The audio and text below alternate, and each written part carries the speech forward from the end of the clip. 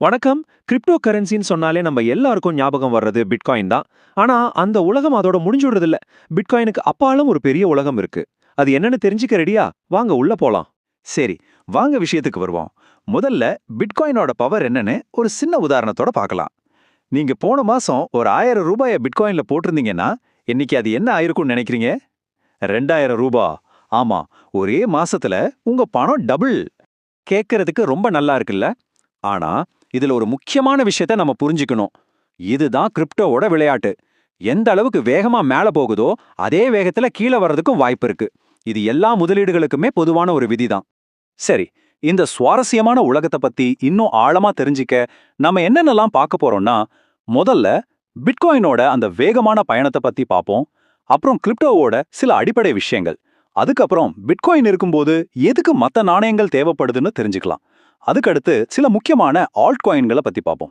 கடைசியா இதுல இருக்கிற ரிஸ்க் என்ன, அதுக்கு என்ன தீர்வுன்னு அலசுவோம்.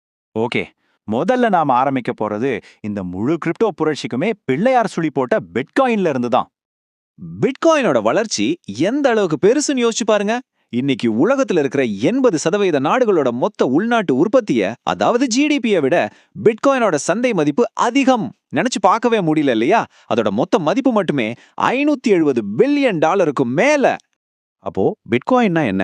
சிம்பிளா சொல்லணும்னா இது ஒரு டிஜிட்டல் பணம். இத சதோஷி நாகமோட்டோன்னு ஒரு மர்மமான நபர் உருவாக்கினாரு. இதோட முக்கியமான விஷயமே இது பரவலாக்கப்பட்டது. அதாவது டீசென்ட்ரலைஸ்டு. எந்த ஒரு பேங்கோ அரசாங்கமோ இதை கண்ட்ரோல் பண்ண முடியாது. ரெண்டு பேர் நடுவுல எந்த ஒரு தரகரும் இல்லாம நேரடியா பண பரிவர்த்தனை செஞ்சுக்கலாம். பிட்காயின் எப்படி தங்கம் மாதிரின்னு பார்க்கலாம். தங்கம் மாதிரி பிட்காயினும் ஒரு குறிப்பிட்ட அளவு தான் இருக்கு. 2009ல முதல் பிட்காயின் உருவாக்கப்பட்டுச்சு. இன்னைக்கு தேதிக்கு கிட்டத்தட்ட 90% பிட்காயின்கள் ஏற்கனவே மைன் பண்ணியாச்சு. கணக்குப்படி கடைசி பிட்காயின் 2140ஆம் வருஷத்துல தான் உருவாக்கப்படும். அதனால இதோட பற்றாக்குறை தான் இதோட மதிப்பை கூட்டுது. சரி, பிட்காயின் பத்தி பார்த்தாச்சு. இப்போ இந்த கிரிப்டோ கரன்சிங்கெல்லாம் எப்படி வேலை செய்யுது, இதுக்கு பின்னாடி என்ன டெக்னாலஜி இருக்குன்னு கொஞ்சம் சுருக்கமா பார்த்துடலாம். முதல்ல பிளாக் செயின்.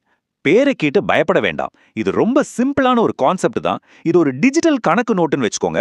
ஒவ்வொரு பண பரிமாற்றமும் ஒரு பிளாக், அதாவது ஒரு பக்கத்துல எழுதப்படும். ஒரு தடவை எழுதிட்டா அதை அழிக்கவோ திருத்தவோ முடியாது. இந்த நோட்டோட ஒரு காப்பி நெட்வொர்க்ல இருக்கிற எல்லார்கிட்டையும் இருக்கும். அதனால இதை ஹேக் பண்றது கிட்டத்தட்ட அசாத்தியம். சரி, இந்த டிஜிட்டல் பணத்தை எங்க வச்சுக்கிறது? அதுக்கு தான் வாலெட் இருக்கு. நம்ம பர்ஸ் மாதிரி தான், ஆனா இது டிஜிட்டல். இது ஒரு ஆப்பா இருக்கலாம், உங்க லேப்டாப்ல ஒரு சாஃப்ட்வேரா இருக்கலாம், இல்லனா ஒரு சின்ன ஹார்ட் டிரைவ் மாதிரி கூட இருக்கலாம். ஆனா ஒண்ணு, இது ரொம்ப ரொம்ப பத்திரமா பாத்துக்கணும். இப்போ காயின், டோக்கன் ரெண்டு வார்த்தைய நீங்க அடிக்கடி கேப்பீங்க. இது ரெண்டுக்கும் ஒரு சின்ன வித்தியாசம் இருக்கு. காயின்ங்கிறது பிட்காயின் மாதிரி அதுக்குன்னு சொந்தமா ஒரு பிளாக் செயின் இருக்கும். அதாவது அதுக்குன்னு சொந்தமா ஒரு ஹைவேஸ் இருக்கிற மாதிரி. ஆனா டோக்கன்ங்கிறது எத்தீரியம் மாதிரி ஏற்கனவே இருக்கிற ஒரு பிளாக் செயின் மேல உருவாக்கப்பட்டது. சிம்பிளா சொல்லணும்னா அடுத்தவங்க ஹைவேஸ்ல ஓடுற ஒரு பஸ் மாதிரி. புதுசா ஒரு ஹைவேஸ் கட்டுறது ரொம்ப கஷ்டம் இல்லையா? அதே மாதிரி தான் இங்கேயும்.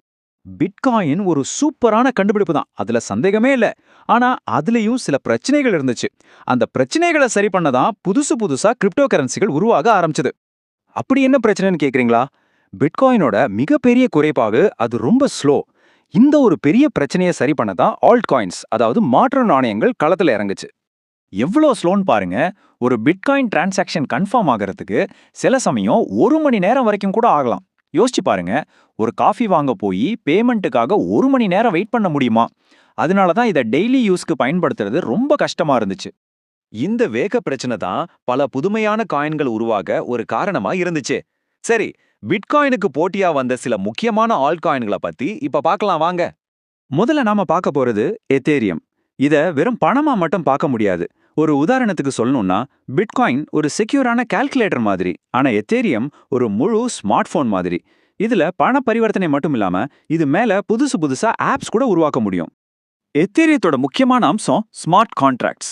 அதாவது சில நிபந்தனைகள் பூர்த்தியானா ஒரு ஒப்பந்தம் தானாகவே நிறைவேறிடும். இதுல மனுஷங்களோட தலையீடு தேவையில்லை. இன்னொரு விஷயம், பிட்காயின் மாதிரி இல்லாம எத்தீரியம் காயின்களுக்கு வரம்பு கிடையாது. இதோட பயன்பாடும் அதிகம். உதாரணத்துக்கு சியரா லியோ நாட்டுல தேர்தல்ல ஓட்டுப்பதிவை பாதுகாப்பா நடத்த இதை பயன்படுத்தியிருக்காங்க. யோசிச்சு பாருங்க, ஓட்டை யாராலையும் திருத்த முடியாதுன்னா எவ்வளவு பெரிய விஷயம். அடுத்து நம்ம லிஸ்ட்ல இருக்கிறது ரிப்பிள், அதாவது XRP. இது மத்த கிரிப்டோ கரன்சி மாதிரி இல்லாம ஒரு வித்தியாசமான பாதையை தேர்ந்தெடுத்துச்சு. பேங்க் மற்றும் மத்த நிதி நிறுவனங்களோட சேர்ந்து வேலை செய்யறதுக்காகவே இத பிரத்யேகமா உருவாக்குனாங்க. இப்போ இந்த டேபிள பாருங்க. இதுல சில முக்கியமான காயின்களோட வேகம் மற்றும் மொத்த இருப்பு ஒப்பீடு செய்யப்பட்டிருக்கு. பிட்காயினுக்கு ஒரு டிரான்சாக்ஷன் முடிய கிட்டத்தட்ட 10 நிமிஷம் ஆகும். அதே இது லைட் காயினுக்கு 2.5 நிமிஷம். எத்தேரியம் வெறும் 25 செகண்ட்ல முடிச்சிடும். ஆனா ரிப்பிள் பாருங்க, 4 செகண்டுக்கும் குறைவான நேரத்துல முடிக்குது. இது எவ்வளவு பெரிய வித்தியாசம் பாத்தீங்களா? சரி, இவ்ளோ அட்வான்டேஜ் இருந்தாலும் கிரிப்டோ உலகத்துல சில ஆபத்துகளும் இருக்கு. நாம அதையும் தெரிஞ்சுக்கணும் இல்லையா? சோ இப்போ இதுல என்னென்ன ரிஸ்க் இருக்கு, அதுக்கு என்ன தீர்வுன்னு பார்க்கலாம். இது ஒரு நிஜ கதை, ஒரு எச்சரிக்கைன்னு சொல்லலாம். ஜேம்ஸ் ஹோவெல்ஸ்னு ஒருத்தர் 7500 பிட்காயின்கள் இருந்த ஒரு ஹார்ட் டிரைவை தெரியாம குப்பையில போட்டுட்டார். இன்னைக்கு அதோட மதிப்பு $100 மில்லியன் அதிகம். அவர் 2013ல இருந்து அந்த குப்பை மேட்ல தேடுறதுக்கு அரசாங்கத்துக்கிட்ட அனுமதி கேட்டுட்டு இருக்கார். ஆனா கிடைக்கல. அந்த பணம் இன்னைக்கும் அந்த குப்பைக்குள்ள தான் இருக்கு. நம்ம வாலெட்டை எவ்வளவு பத்திரமா பாத்துக்கணும்னு இது ஒரு பெரிய பாடம். கிரிப்டோல இருக்கிற பொதுவான ரிஸ்க் என்னன்னு பார்த்தலாம். முதல்ல அதீத ஏற்ற இறக்கம். இன்னைக்கு டபுள் ஆகிற விலை நாளைக்கு பாதியா குறையலாம். ரெண்டாவது பம்ப் அண்ட் டம்ப் மோசடி. அதாவது ஒரு புது டோக்கனை ரொம்ப நல்லா இருக்குன்னு சொல்லி விளம்பரப்படுத்தி எல்லாரும் வாங்கினதும் அதை உருவாக்குனவங்களே வித்துட்டு ஓடிடுவாங்க, விலை பாதாளத்துக்கு போயிடும். மூணாவது பாதுகாப்பு. உங்க வாலெட்டோட பாஸ்வேர்ட் அதாவது கீயை தொலைச்சிட்டீங்கன்னா அவ்வளவுதான், உங்க பணத்தை திரும்ப எடுக்கவே முடியாது. சரி, இந்த விலையேற்ற இறக்க பிரச்சனைக்கு ஒரு தீர்வு தான் ஸ்டேபிள் காயின்ஸ். இதுவும் ஒரு வகையான கிரிப்டோ கரன்சி தான். ஆனா இதோட மதிப்பு அமெரிக்க டாலர் இல்லைன்னா தங்கம் மாதிரியான ஒரு நிலையான சொத்தோட இணைக்கப்பட்டிருக்கும். அதனால இதோட விலை பெருசா ஏறி இறங்காது, ஸ்டேபிளா இருக்கும். கடைசியா ஒரு முக்கியமான விஷயம், கிரிப்டோல முதலீடு செய்யறதுக்கு முன்னாடி எல்லாரும் மனசுல வச்சுக்க வேண்டிய ஒரு பொன்மொழி இதுதான்.